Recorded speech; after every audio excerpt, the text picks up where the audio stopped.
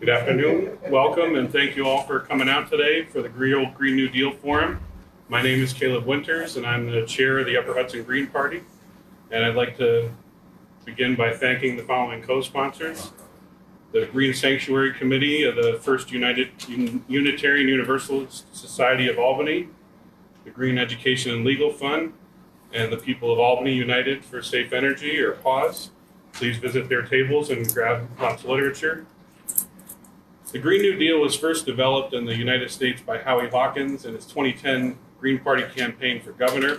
It was subsequently promoted by Jill Stein in her presidential campaign starting in 2012. It combined the need for fast emergency action on climate, 100% clean renewable energy by 2030 with the concept of an FDR-like New Deal economic Bill of Rights, a right to a living wage job, single-payer health care, affordable housing, and free college. It has also included the concept of economic and financial democracy, including reform on the banking system. In the last year, the Green New Deal has been adopted by a wide range of Democratic Party officials and candidates, including Governor Cuomo. Many use a Green New Deal slogan to emphasize the investment in renewable energy is a jobs producer. However, Congressmember Alexandria Ocasio-Cortez, along with the Sunshine Movement, has adopted a Green New Deal similar to the Greens and have made it a national phenomenon. They called for the House to develop a plan in 2 years to move to 100% clean power by 2030. A somewhat less robust version was just introduced in Congress by AOC and Senator Marcy. In New York State, Senator James Sanders recently introduced a Green New Deal proposal similar to the initial resolution promoted by AOC. Now I'd like to introduce our first speaker. Howie Hawkins has been an organizer in movements for peace, justice, labor, the environment, and independent working class politics since 1967, when he got active in the movement as a teenager in the San Francisco Bay Area. Howie's a socialist who believes self-organization, independent political action, and international solidarity by the working class and oppressed people for full political and economic democracy is the way to build a society of freedom, equality, solidarity, peace, and ecological sustainability. When his draft number was called in 1972, Howie enlisted in the Marine Corps while continuing to organize against the Vietnam War. He remains a member of Vietnam Veterans Against the War, as well as a member of the American Legion Dunbar Post 1642 in Syracuse. After attending Dartmouth College, Howie worked in construction in New England in the 1970s and 80s. He helped organize a workers' cooperative that specialized in energy efficiency and solar and wind installations. When the Socialist Party of Eugene Debs, A. Philip Randolph, Helen Keller, and Norman Thomas reestablished itself in 1973, Howie joined and remains a member. He's also a member of Solidarity, which promotes socialism from below and international solidarity, because the fight for freedom against all dictators and imperialisms is worldwide and indivisible. He was a co-founder of the Anti-Nuclear Clamshell Alliance in 1976 and the Green Party in the U.S. in 1984. In the 1970s and 80s, he was a leader in the anti-apartheid divestment movement to end U.S. corporate involvement in the racist system of oppression and labor exploitation in South Africa. Howie moved to Syracuse in 1991 to develop cooperatives for Common Works, a federation of cooperatives that promoted cooperative ownership, democratic control, and ecological sustainability in the local economy. Howie's been a Green Party candidate for city council, mayor, and auditor in Syracuse. His vote has grown from 3% for at-large council in 1993 to 48% for a district council seat in 2011. And in 2015, he received 35% of the citywide vote for city auditor. He's also been the Green Party's candidate for governor in 2010, 2014, and 2018. Please welcome Howie Hawkins.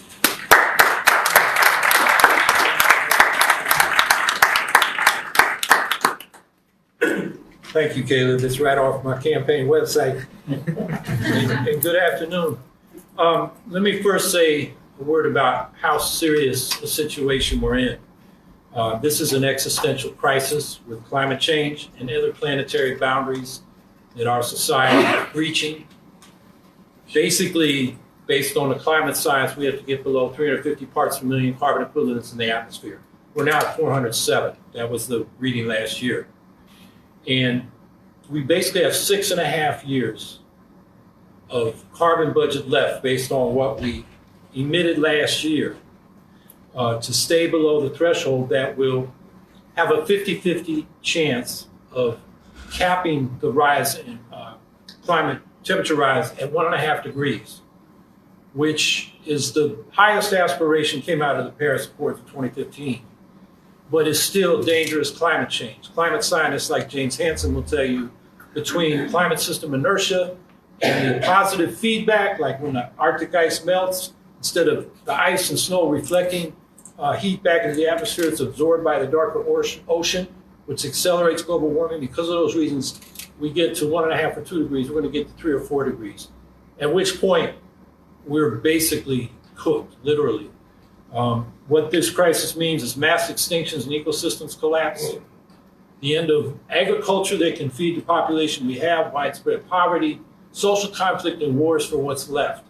And that's by 2050. With ocean acidification and the destruction of phytoplankton, which provide 2/3 of the oxygen in the atmosphere, we're facing basically suffocating to death by the year 2100, according to some scientists. And meanwhile, the politicians act like we can't afford to deal with this crisis. We can't afford not to. So I may have been the first US politician to campaign for a Green New Deal, but I really got it from the Green parties in Europe. I actually drafted a plank for the Green Party USA in 2000 called a Global Green Deal.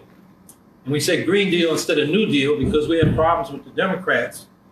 But it was basically a combination of, it basically said the US should be the world's humanitarian superpower and should rebuild the world economy and try to end poverty by building a clean energy system. And instead of being the world's police force for making the world safe for exploitation of people and nature by global corporations. So in 2007, a man named Colin Hines, who had been the former head of Greenpeace's International Economics Unit, and Larry Elliott, who was the Guardian economics editor, started talking about a Green New Deal to address what we now know as the Great Recession, which was emerging then. Meanwhile, there was a macroeconomic stimulus with clean energy as the centerpiece. Meanwhile, Thomas Friedman, uber capitalist and imperialist columnist at the New York Times, used the phrase, but he used it for all of the above energy policy. He wasn't so concerned with the climate crisis as oil independence. At that time, we were still worried about running out of oil. This was before fracking. So he included ethanol, biodiesel, which released carbon, clean coal, which hasn't been invented yet, and nuclear power. He quotes the chairman of the now bankrupt PG&E, you've heard about that in California, and basically proposed regulations and carbon prices, which are needed, but didn't talk about public investment, and no link to economic security programs, which is what our Green New Deal is about, because if we're going to build a coalition to get the climate action we need passed, we've got to get people behind us, and they need to be assured of their economic security, or we'll get resistance like we got with the fracking referendum in Colorado, the carbon tax referendum in Washington last year, or the reaction of the yellow vests in France to the carbon tax, while Marohn, the leader of France, was cutting taxes on the rich. So it's got to have an economic justice component. And then Friedman returned to the Green New Deal this year, and he said, I want to recast green as geostrategic, capitalistic, economical, innovative, and patriotic. A Green New Deal, in other words, is a strategy for American national security, et cetera, economic leadership in the 21st century. I believe there's only one thing as big as Mother Nature, and that is Father Greed, AKA the market. I am a green capitalist. That's not what we've been talking about. As this thing developed in 2008, Jeff Biggers, who's written a lot about Appalachia, had a column in Huffington Post where he called on Obama to do a Green New Deal to get beyond the racial divide that was dividing blacks and whites in the Rust Belt, blaming each other, and in Appalachia for the economic problems we were having, And this, Green New Deal, green energy investment was a way to give everybody jobs. Obama, contrary to what you've read in the press, thanks to, I think it started by Alexander Kaufman about a year ago, never used the phrase Green New Deal. He did have some green investments in his economic stimulus, but it was never linked to the economic justice in the way we are. So it really got going when in the Green Party of England and Wales, Caroline Lucas, who at that time was a Green member of the European Parliament, is now a Green member of the UK Parliament, wrote an article called Wanted, a Green New Deal, that was in The Guardian in April 2008. And then in July, Colin Hines, along with Caroline and others, released a plan which called for government-led job creation, investment in clean energy, progressive tax reforms, a windfall oil profits tax, a crackdown on corporate tax evasion and offshore havens, and financial sector reforms, including breaking up the big banks in Britain, opening up green public banks for clean energy financing, and capital controls on the flow of capital in and out of the country, and also the financial sector and strategic industries. It was more the kind of socialist program that European labor and socialist parties used to be for. And then in March of that year, or the next year, the United Nations Environmental Program, now facing the consequences of the Great Recession, called for a similar global Green New Deal.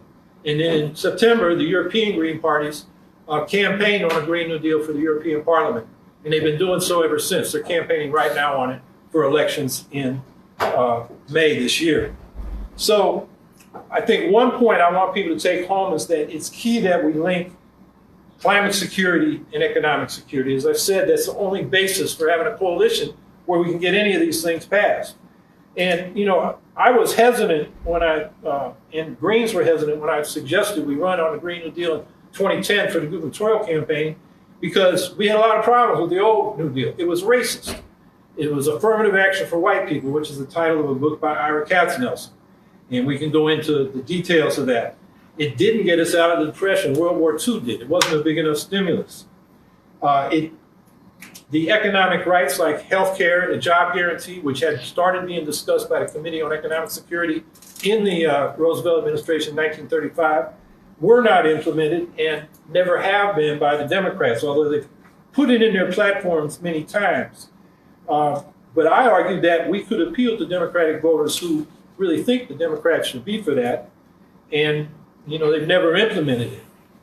So I was going to tell you about the details of our Green New Deal in 2010. We called for 100% clean energy by 2020. That was based on the science at that time from James Hansen and the German Advisory Council on Climate Change, and also feasibility studies done by Zero Carbon Australia. We've since kicked that up to 2030 based on later studies and feasibility studies, and because a decade has since passed. But 2030 is really pushing it. And we really had a problem in that in this state, the Democrats are backing a bill called the Climate and Community Protection Act, which waits until 2050. It doesn't ban fossil fuel infrastructure. It is not a serious program. It is not adequate to the challenge we face. And I was also going to tell you what's good and bad in the AOC Markey Green New Deal, but I've got about a minute left. Yeah, a minute left. So the last point I want to make is it's time for eco-socialism. As Kali Acuna, who in an interview on the Green New Deal said it's eco-socialism or death, he's right.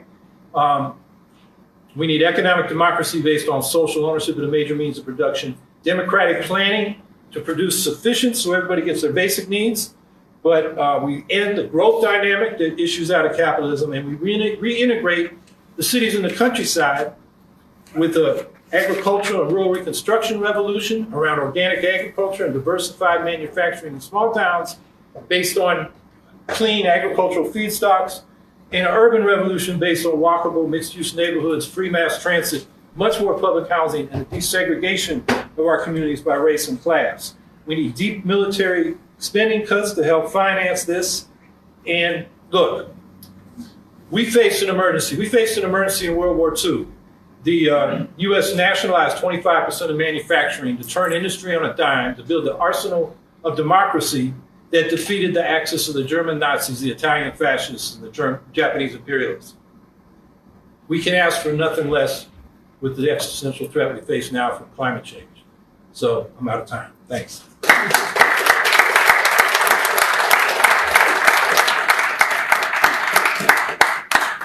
Thank you very much, Howie. Our next speaker is Meghan Marohn, who's an artist, environmentalist, and educator who lives in Troy. She's the founder of a community arts project, the Troy Poem Project, and has been a high school English teacher and an adjunct professor of education at Fairleigh Dickinson University. Recently, she's been working with the students of the ALP School 12 in Troy, Troy Prep, and Lansingburg Middle School to create youth segments for WOOC 105.3 in Troy. Her favorite moments of teaching radio and the Poem Project have been those in which young and old share the vulnerable parts of themselves and are received in kindness, joy, and a connection by others. She's now working to build shared storytelling communities as a board member and education consultant for A Little Creative Class Incorporated, a nonprofit that seeks to strengthen youth in the most economically and socially vulnerable parts of New York State. Trained as a climate reality leader in Denver in March of 2017, Meghan also presented on the climate crisis at various religious and academic institutions in New York and New Jersey. Through the Climate Reality Project and Uptown Summer at the Sanctuary for Independent Media, she has worked with young people to develop their creative expression of environmental changes in the Anthropocene. She is now the president of the Green Sanctuary Committee for the First Unitarian Universalist Society of Albany. Her personal work includes poetry and stories focused on the internal lives of everyday people, particularly women, as they navigate power structures in late capitalism and search for portals to spiritual freedom. This past winter, Meghan participated in a nonviolent direct action with Extinction Rebellion in New York City, and she hopes to work with other people in the capital region to support mass movements for serious, fast changes to our current capitalist, fossil fuel burning paradigm. Please welcome Meghan Marohn.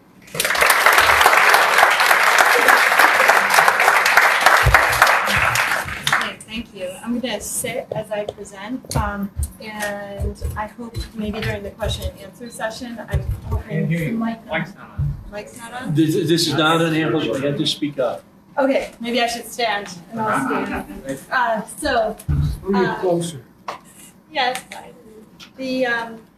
So I'm hoping that during the Q&A, that some people will ask about the difference between AOC's Green New Deal and the Green New Deal, or just get Howie's impressions given the Green Party's Green New Deal, because I'm curious about that. So the focus of my talk is going to be on the Extinction Rebellion and also the whole idea of forming a local group that supports the national and international movements of Extinction Rebellion. So I'll open with a bit of a definition, and then I think it would be helpful to talk about how the Green New Deal overlaps at a macro level with the national and local Green New Deal, and then also where it diverges from the Green New Deal for sure. So,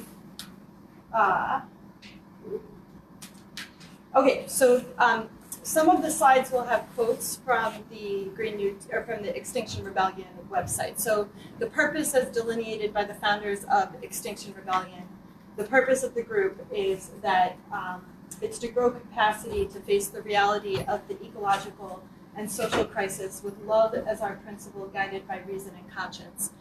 And I worked with a lot of friends from Troy in preparing this presentation, and we decided to also definitely communicate to you that the Extinction Rebellion founders in Europe have a very strong sense that they want the movement to have an emotional core to it. So at the foundational level, there's an articulation of the Extinction Rebellion of grief, and the whole idea that given all of the statistics that Howie mentioned within his speech, that it's appropriate to feel grief over the situation, the existential conundrum that all of us find ourselves in together. and that actually we can move forward in a more honest, driven, and empowered way if we're honest about the grief of the current situation. So a few of the people who were foundational in Great Britain to the coming together of people. The first person is Roger Hallam, and he is an organic farmer, and he's been farming for 20 years. And his PhD is from King's College, and he teaches about effective radical campaign design. Then there's Gail Bradbrook, and she's an economic justice campaigner. Her PhD is in molecular biophysics. This is a little clip of her speaking.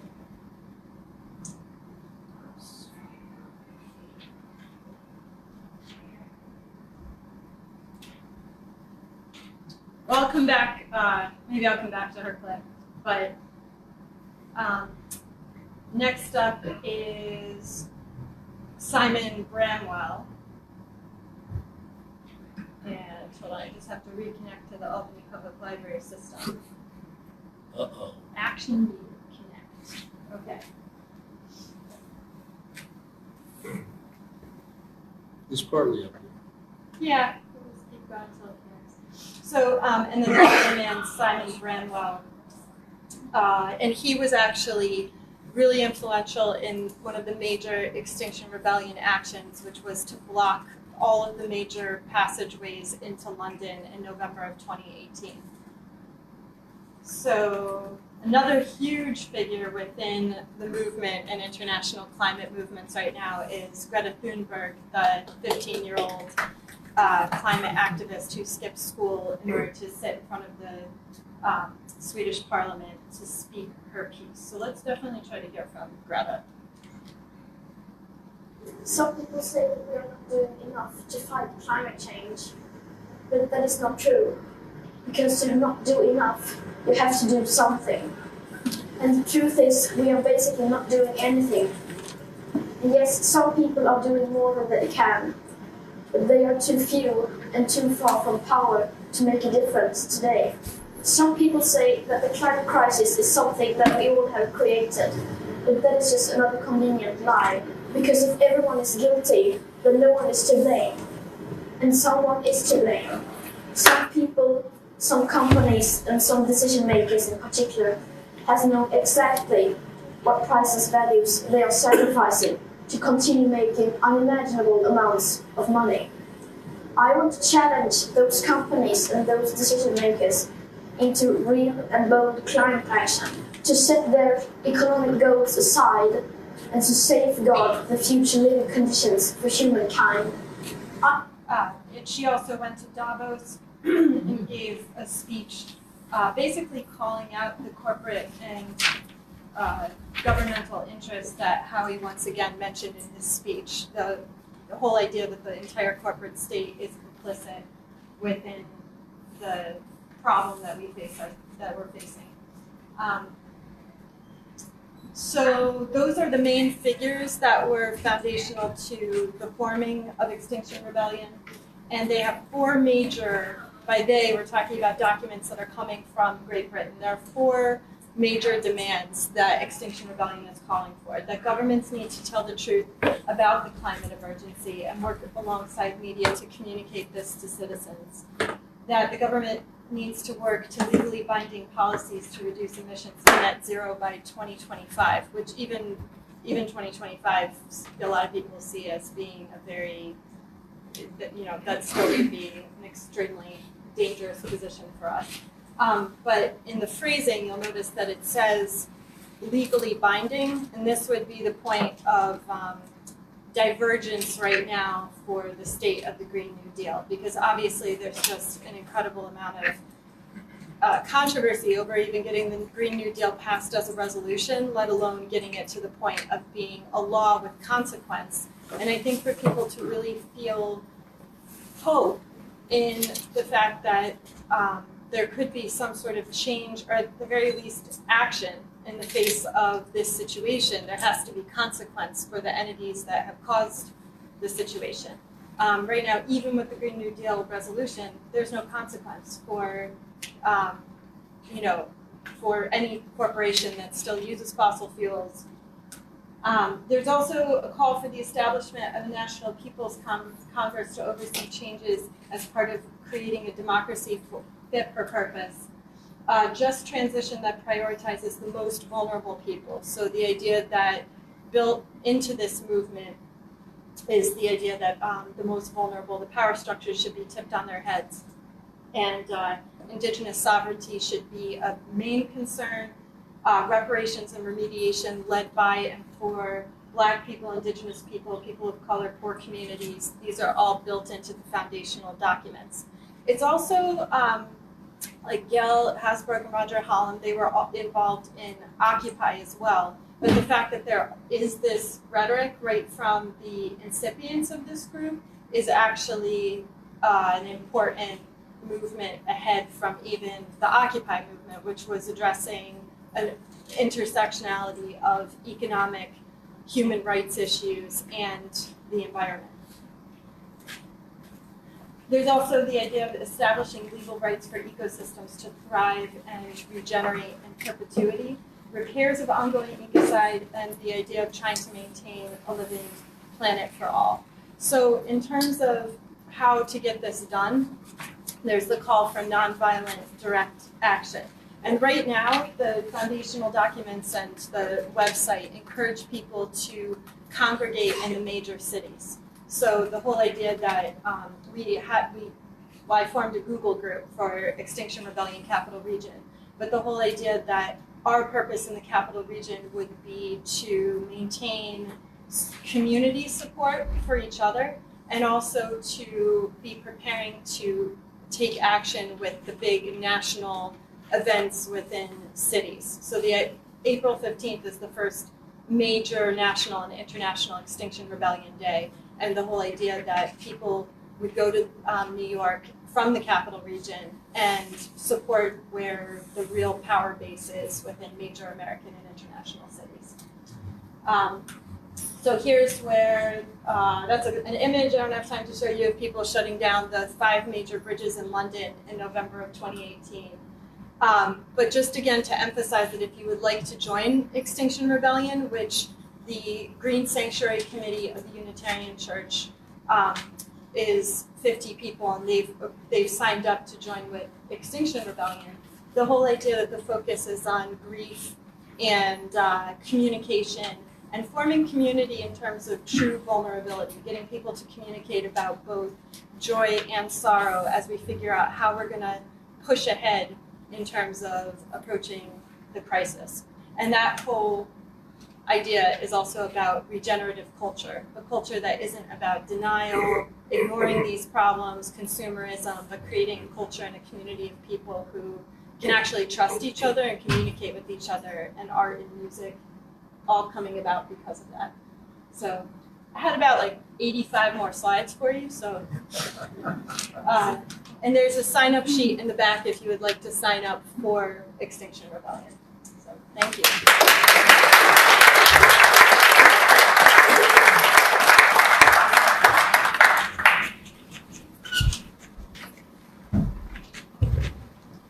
Thank you, Megan. Our next speaker is Mark Dunlea, who is the chair of the Green Education and Legal Fund, a noted environmentalist and anti-poverty activist. He's one of the original authors of the Green New Deal, working with both Howie Hawkins in 2010 and Jill Stein in 2012. He was the 2018 Green Party in New York State's candidate for New York State Comptroller. He co-coordinates the campaign for 100% clean energy by 2030, the Off Fossil Fuels Now, with the Food and Water Watch. He has worked with 350.org to help coordinate the campaigns to get New York City and New York State to divest their public pension systems from fossil fuels. He was also the executive director of the Hunger Action Network in New York State for nearly 30 years. Mark's also a co-founder of NYPIRG, Rensselaer County Environmental Action, Social Justice Center in Albany. And he lives in Postenkill with his wife Judith Lee, where he built his own passive solar house at Common Farms. Please welcome Mark Dunlea.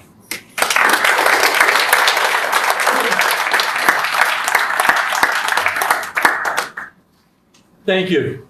So my job is to bring this whole home together, tie the loose ends up, and So the Green New Deal, just to be clear about it, is a number of different aspects. As Howie talked about it, initiating in Europe, one thing that doesn't get talked about as much here in the United States was, since it was initiated in Europe in response to the global economic meltdown, financial crisis, it had a lot more details about the need to reform the financial system. That doesn't tend to get as discussed much here in the United States. The two things that we've been focusing upon has been the need for quick, immediate action on climate change, to move to 100% clean energy by 2030. And by clean energy and 100%, we mean everything. And that's been one of the big differences between our proposal and what AOC has more recently initiated, in that she primarily has been talking about electricity, which is important, but that's only 25% of the carbon footprint. And in particular, for some reason, the AOC proposal at this point does not expressly call for an immediate halt to fossil fuels. And while we've been pushing that in New York State, there's actually some legal questions about our authority to do so. In New York State, there is no question about our legal authority to do that at the federal level, but so we're a little bit mystified about that. I actually very much, of course, am very excited about what the Sunrise Movement and AOC has done, because despite our efforts since 2010, the reality is the Sunrise Movement and AOC has gotten 1,000 times more media coverage and has made this a real issue. And we would like it to be stronger, but she actually combines many of the most positive aspects of the Green New Deal from its initiative, trying to deal with climate change and an emergency mobilization on a very fast timeline, combined with the New Deal part of it, which was in FDR's last State of the Union. He talked about doing a second Bill of Rights, an economic Bill of Rights. And so that's universal health care, which we would define as single-payer health care. It's a guaranteed right to a living wage job. It is about access to affordable housing. It is about access to quality education, including free college education.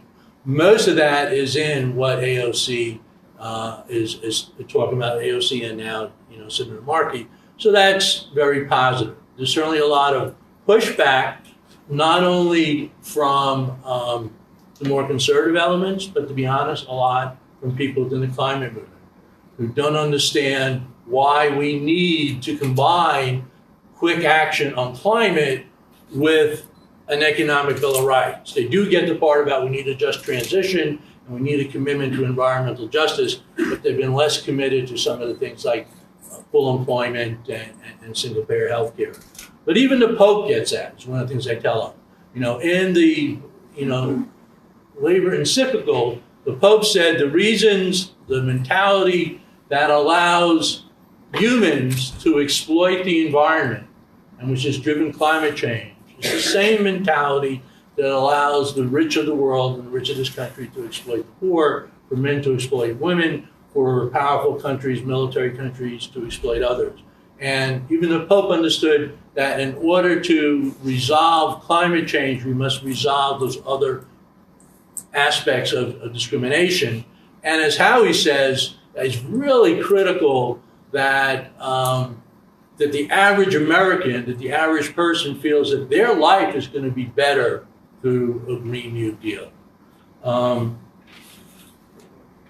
One thing I think we do talk more about with our Green New Deal is the concept of public ownership, that in fact we need to exert democratic control over our energy system, and that can be through worker ownership, it can be through municipal power, but we cannot continue to allow the free market to determine our energy policy, because that is why we have climate chaos bent into us.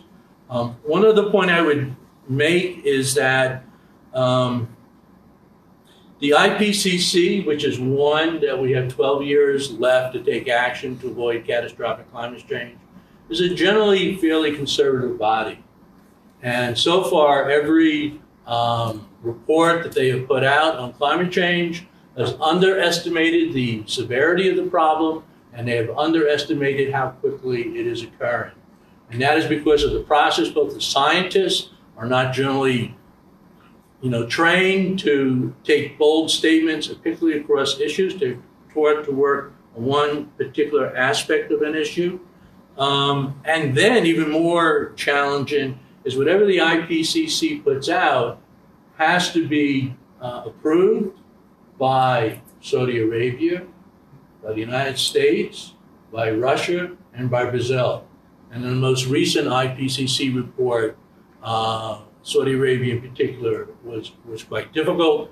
And with that 12 years that they're talking about we have left to act, the IPCC actually says we're going to go way, way past the tipping point if we keep to trying to, say, reduce average greenhouse gas emissions by 9% a year.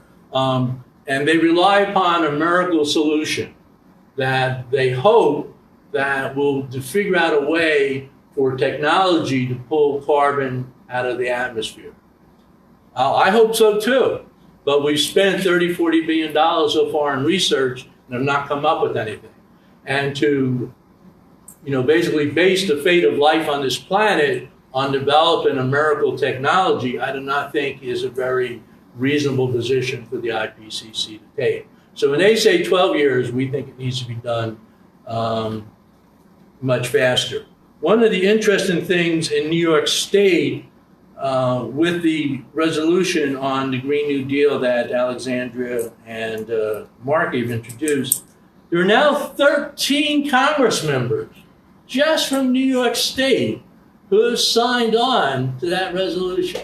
13, and Senator Gillibrand. Now, did anybody want to guess a couple local guys who haven't signed on to this bill? Taco hasn't signed on to anything, and Delgado has not yet signed on to it. So we here in the Capital District, even Brian Higgins has signed on to this thing.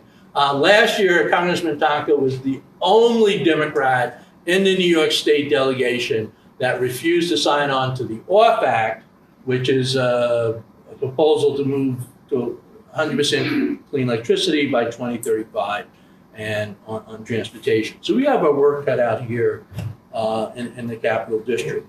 There is now a Green New Deal proposal in the New York State Legislature. The lead sponsor is Senator, I keep on saying Senator Sanders. People say, what is Bernie doing with the Green New Deal in New York? I said, no, it's Senator James Sanders, who's from Queens, and then Assemblymember Felix Ortiz. But it is good that at least we're getting some movement on this as well. Now, of course, Governor Cuomo has said that he now wants a Green New Deal for New York. And I think one of the things that has occurred is that a lot of elected officials are now using Green New Deal as basically to make the point, which is a valid point, that if we invest in renewable energy, we will create jobs. And so that the transition to a cleaner future is a job creation program. Well, that's a good point. That's not what the Green New Deal is. Also, the reality, any good proposal that relates to the climate change, that's not the Green New Deal.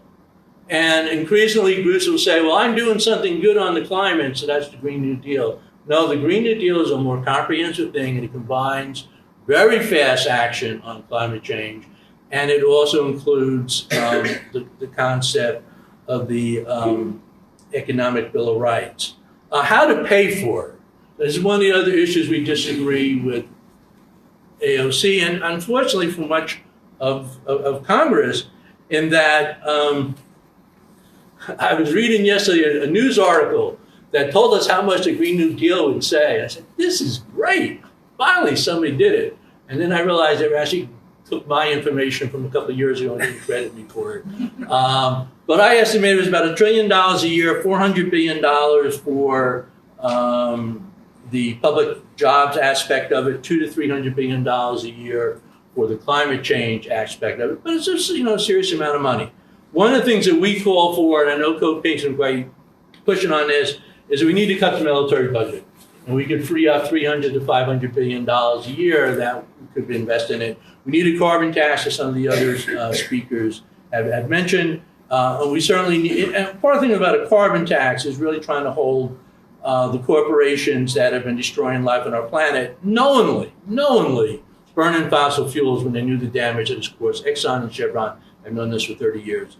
They should pay for it. And then finally, fist bump time. We got to sort of tax the rich. So we can talk. I'll talk more about it in the questions. There are a couple things in the back. There is a one-page handout. I think actually came from Mark Schaefer that outlines what's in the AOC Market Green New Deal resolution. So you can actually read the exact data. And then I also have a two-pager, a little bit old, on the Green Education Legal Fund version of what a Green New Deal is, and it's on the back table. I guess we turn it back to Caleb at this point.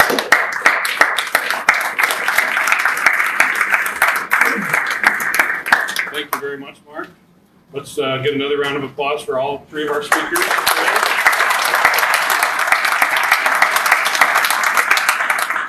And I think we'll take some questions now. Yeah, I don't know if we hit the last you mean, one last you want. Okay. The questions and answers are hard.